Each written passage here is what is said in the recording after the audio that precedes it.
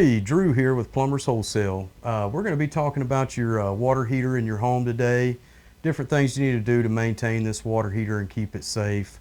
Primarily, we're going to be talking about flushing the heater today. Flushing your heater is going to keep sediment from building up as well as other crud and junk that may come through your water lines in your tank. We're working on a gas here today, but if you've got an electric, that sediment will stick to your elements in your water heater, your upper and your lower element, and it will cause them to burn out. It could affect your tank here with this gas water heater as well. You've got a dip tube in here. You've got several things in here that this sediment could affect. So it's important to flush this heater just to maintain the health of the water heater. And what we're going to do first when we go to flush this water heater is we're going to locate our heating source, whether that be electric or gas. Today we're working on gas. So we're going to go down here and we're just going to simply just kill this gas valve here, kill our source. You could, if you wanted to, turn it off here as well. And I would recommend cutting it off here as well. So you've got that done. You're going to go up here, you're going to locate your incoming water valve to your tank. You're going to cut that off. You want to cut that off for right now. And you want to make sure that you've got a faucet open on the hot side in the house. It can be any faucet you want, kitchen faucet, bathroom faucet, anything at all. And you're going to locate your drain valve. I've already hooked my hose to this one. I've cheated. I've got ahead on you again. So what I'm going to do here is I'm going to make sure that that's good and snug. You can see I need a flathead screwdriver here. We'll put this in. You're going to turn it and you're going to hear some water coming out. If you don't hear any water coming out, let's say you've got the faucets open, you don't hear any water coming out, and you know, it just sounds like it's sucking for air. You've got a temperature and pressure valve right here. You can kind of release that just a little bit, and what that'll do is that'll administer air to the system. You can probably hear the tank going right now, and that will let that air let that water drain much faster out of the bottom of this heater here. While that's draining, let's talk about a few things on your water heater here today. We've got our expansion tank. Many people come in, they say, what's that funny looking tank you've got on your water heater, and what does it do? So this expansion tank has an air bladder inside of it. It's something they put into plumbing code in 2016 in the state of Alabama. You're going to charge that bladder to within 2 pounds of your incoming water pressure. What that's going to do is it's going to allow this tank to, as it builds up heat or pressure, it's going to allow it to relieve itself in this small tank. And that extra bit of relief, you say, what does that do? Why did they make me put this on here? Well, that extra bit of relief is going to keep your temperature and pressure valve from popping off like I manually popped it off a while ago. Because if you're not home, you can see this pipe is just dangling in the bottom of this pan in the floor. If you're not here and this pops off, it has a spring inside and it's designed to pop off to keep this from exploding, right?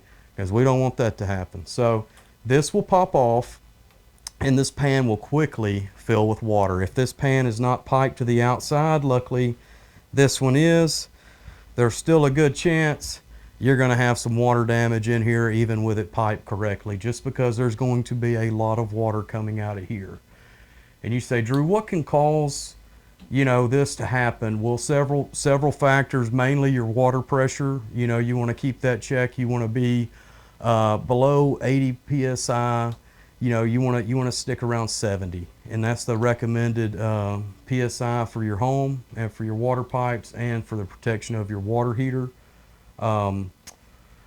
So we've got our water heater draining now. What we're going to do is we're going to go out here and we're going to check and make sure that this water is indeed coming out of this pipe here. All right, guys, you can see we got some water coming out here. It's piling up, coming out. You want to just kind of maybe get you a clear bucket, something like that. You can check this this hose and make sure that you're getting all the sediment, especially with an electric water heater. Very important to the life of your elements and components in there.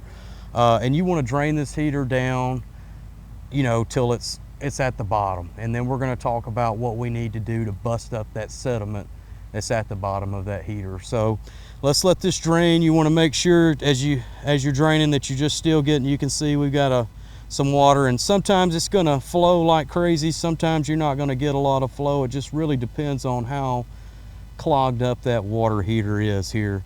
So we've got this draining. About 45 minutes to an hour, we'll have this tank down, and we'll talk about what we need to do to bust that sediment up.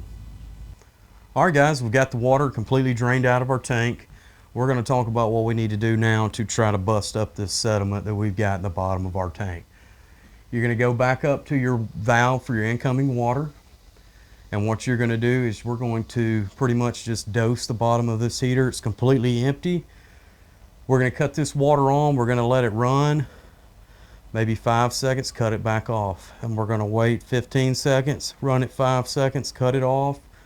We're going to repeat those steps probably at least a good 5 or 6 times, and then begin to fill the water heater up.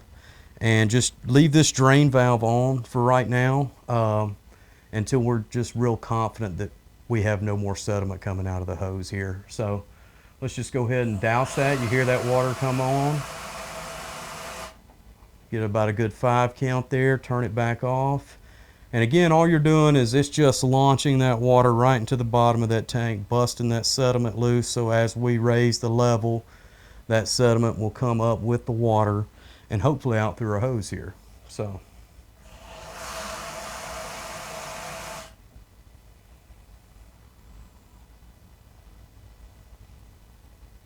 we'll just keep repeating this process a few times.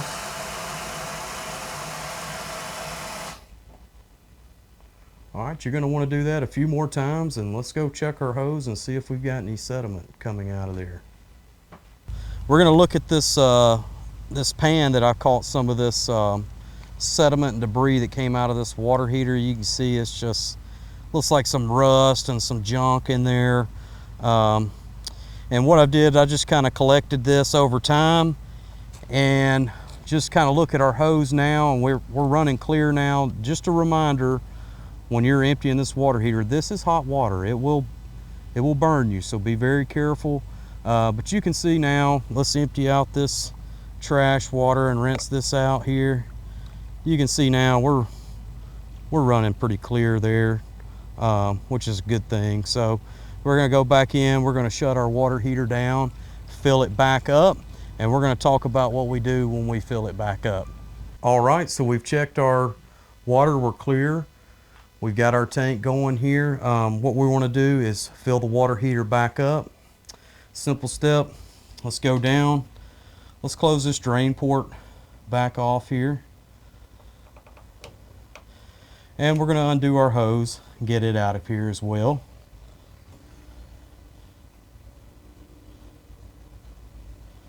Just remember, you're going to have some residual water here. Let's move our hose out. All right, so before we fire our gas back up, very important that we fill this water heater back up. You're going to make sure that you've got a kitchen faucet on, probably a bathroom faucet too. And we're going to cut this water back on, and what we're going to do is bleed out the air through the entire system.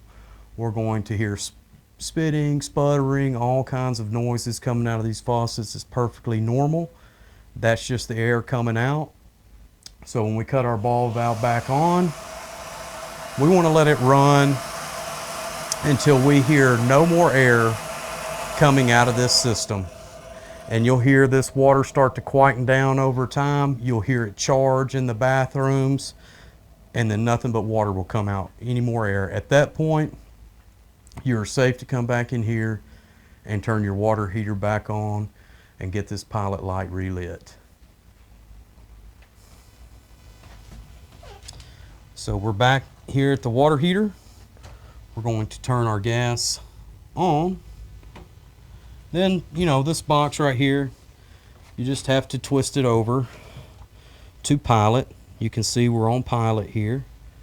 We're going to hold that in, and we're going to strike this gas. You may need to remove this plate and try to look in here to see if you've got a blue flame.